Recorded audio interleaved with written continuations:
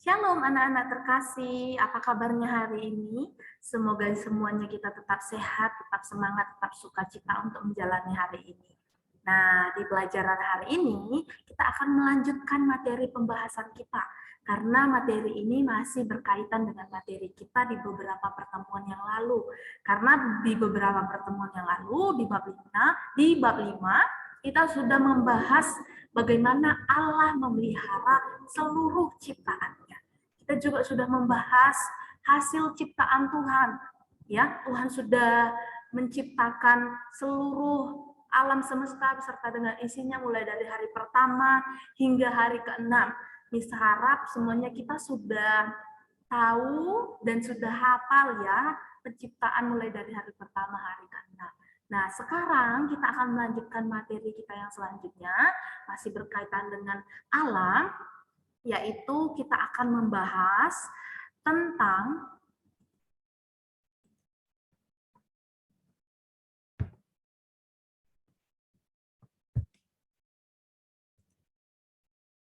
hari ini kita akan membahas bagaimana manusia yang sudah diberikan tanggung jawab, yang sudah diberikan mandat, perintah oleh Tuhan untuk menjaga dan juga melestarikan alam semesta. Makanya materi kita hari ini bab 6 judulnya yaitu menjaga dan melestarikan alam. Ayat Alkitabnya terambil dari kitab Kejadian pasal 1 ayat 28 dan dalam Kejadian 2 ayat 15. Kedua ayat ini berisi tentang bagaimana Tuhan memberikan perintah supaya manusia ini berkuasa, menaklukkan, menjaga, dan juga melestarikan alam serta isinya. Nah, kita akan melihat ada dua tujuan pembelajaran yang akan kita capai melalui materi ini.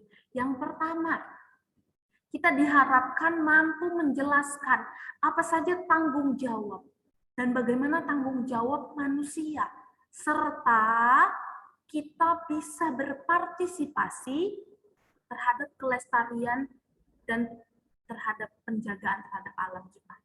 Lalu yang kedua, setelah kita belajar dari materi kita bab 6 ini, kalian bisa membuat poster. Nah, poster ini akan menjadi nilai keterampilan untuk kalian. Nah, posternya ini akan berisi untuk mengkampanyekan, mengajak orang-orang supaya peduli terhadap lingkungannya. Jadi dua hal ini yang menjadi goals kita, yang menjadi tujuan kita dari materi kita, gitu ya. Nah, sebelum kita membahas lebih lanjut materi kita hari ini, kita akan menyimak sebuah video. Video ini menggambarkan bagaimana lingkungan kita sekarang dan bagaimana lingkungan kita beberapa tahun yang lalu, begitu ya. Apa saja perbedaan-perbedaan yang signifikan yang sedang terjadi, yang sudah terjadi di bumi kita ini. Sama-sama kita akan menyimak video tersebut.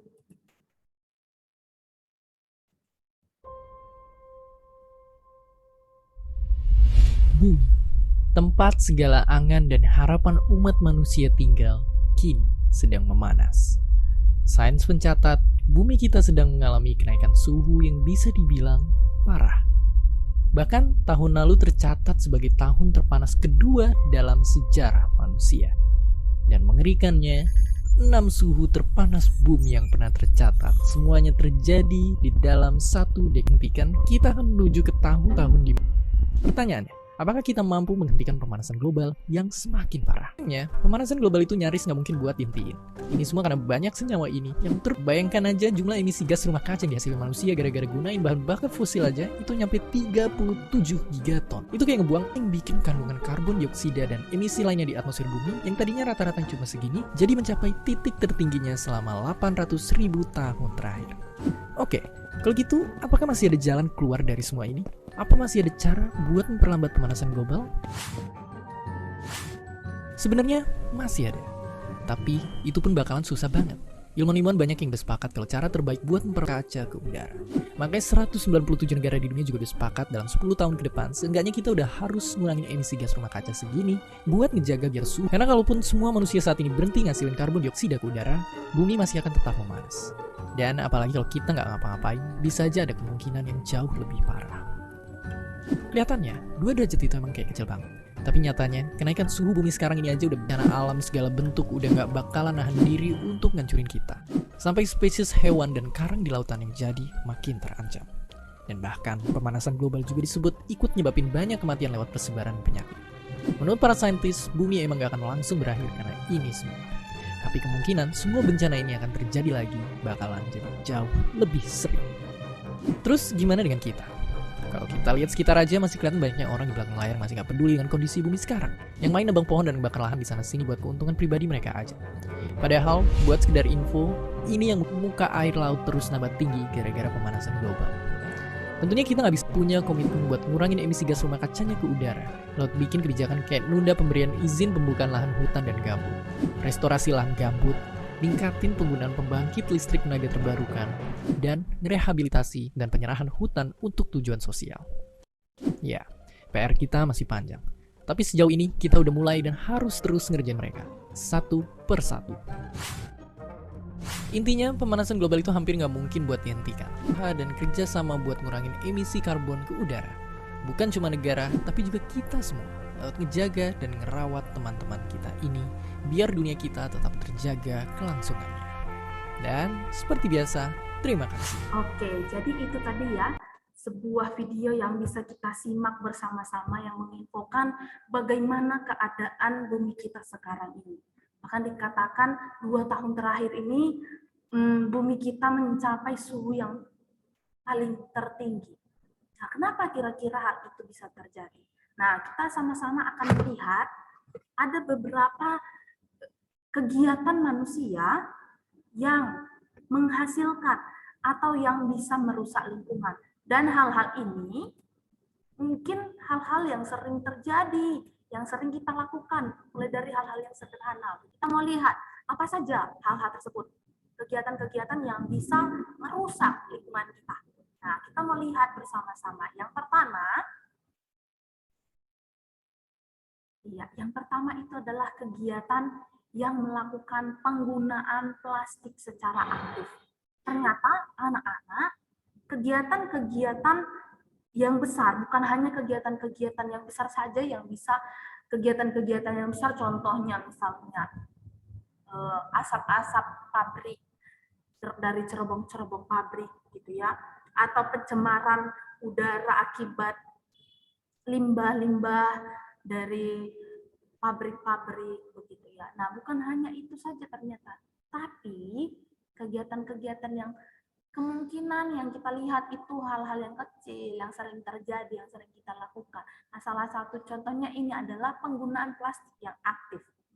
Nah, tahukah kalian bahwa sering sekali kita menggunakan plastik setiap harinya? Contohnya, waktu kita pergi ke supermarket, atau mungkin saat siang-siang bolong kalian kehausan, lalu pengen beli es teh di warung, begitu ya. Nah, semuanya itu menggunakan plastik sebagai pembungkusnya.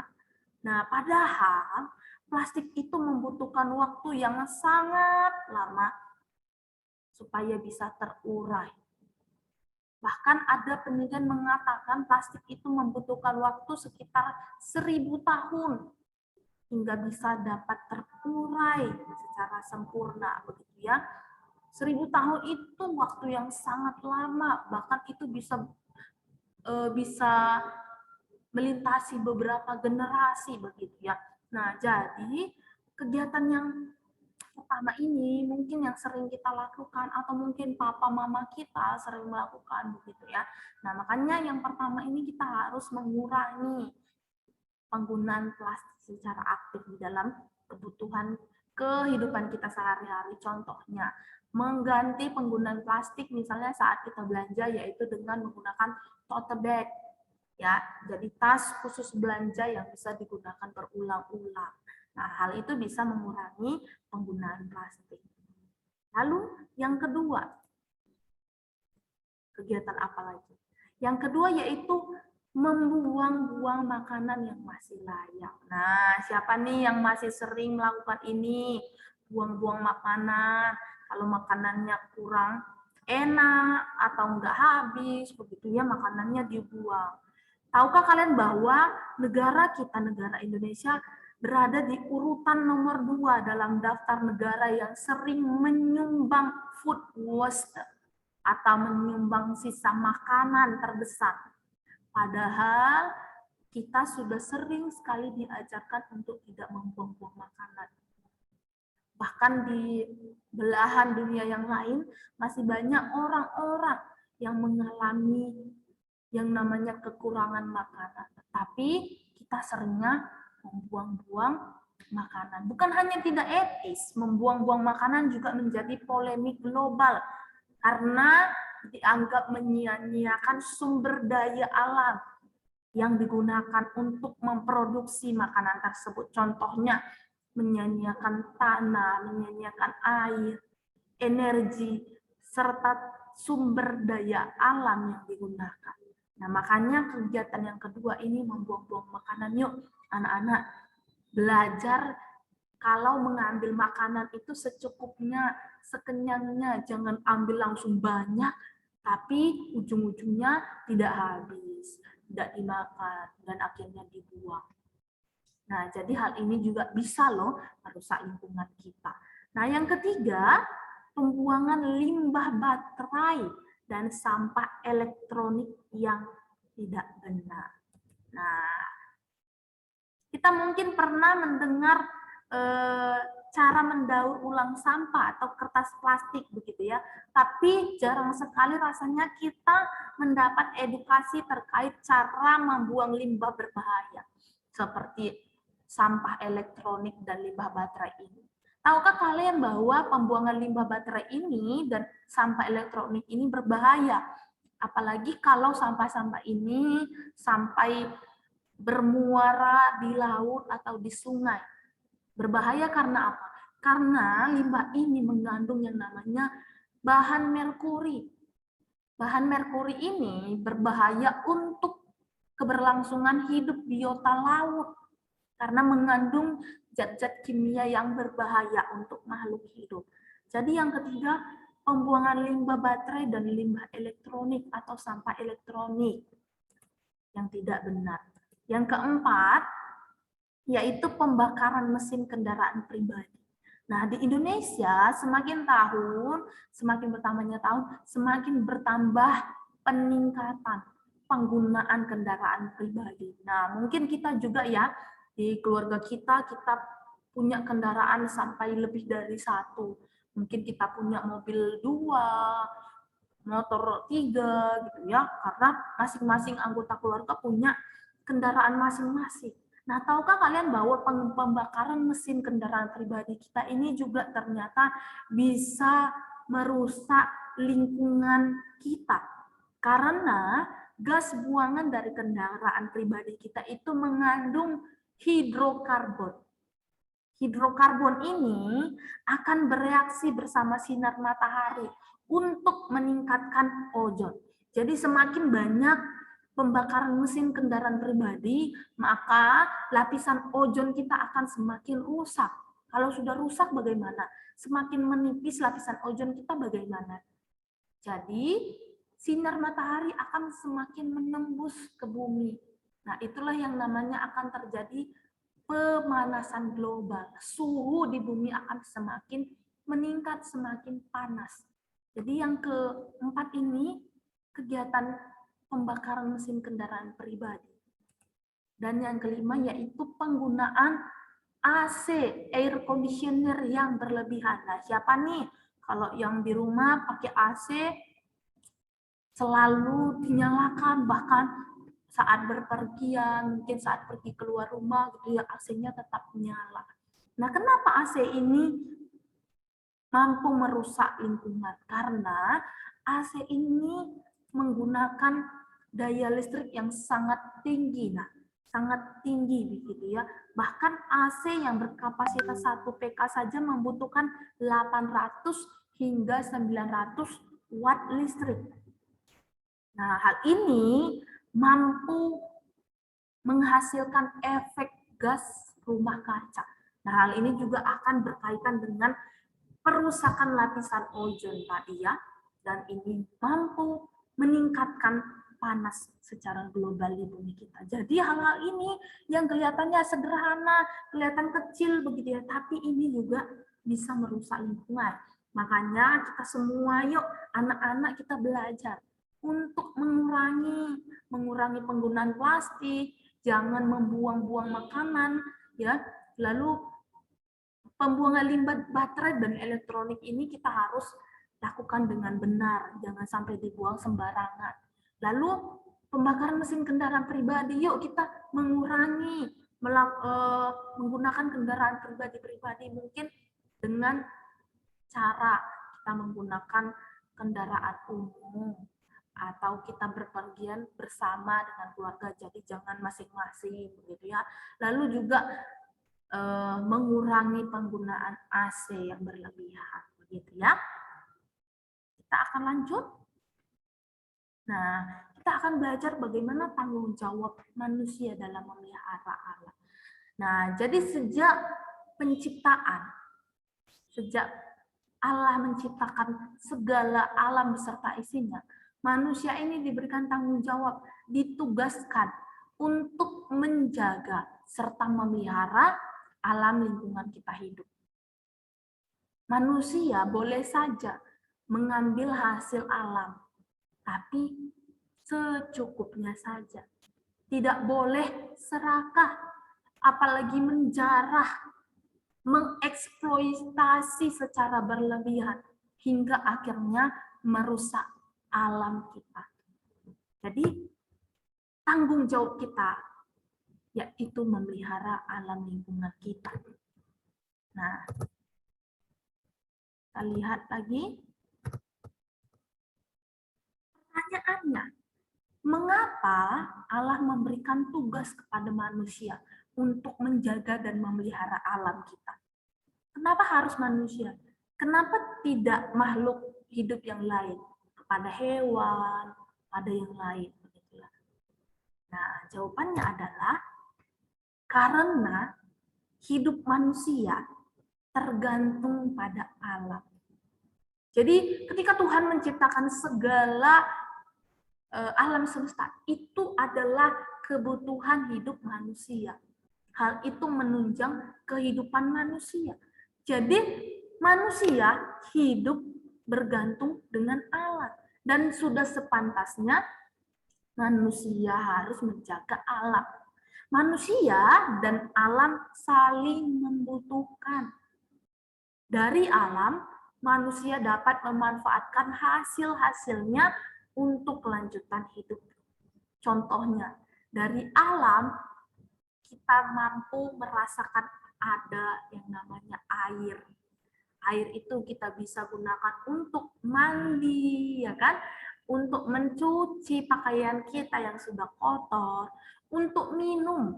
Bayangkan kalau alam sudah tidak menghasilkan air, pasti kehidupan kita pasti akan terganggu. Dari tumbuh-tumbuhan, buah-buahan gitu ya, kita menghasilkan banyak sekali. Kita bisa memanfaatkan dari hasil-hasil tersebut.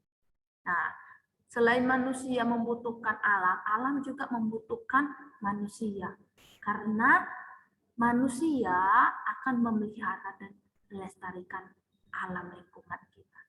Jadi itu ya anak-anak, kita sudah tahu bahwa setiap kita bertanggung jawab terhadap kelestarian alam kita ini.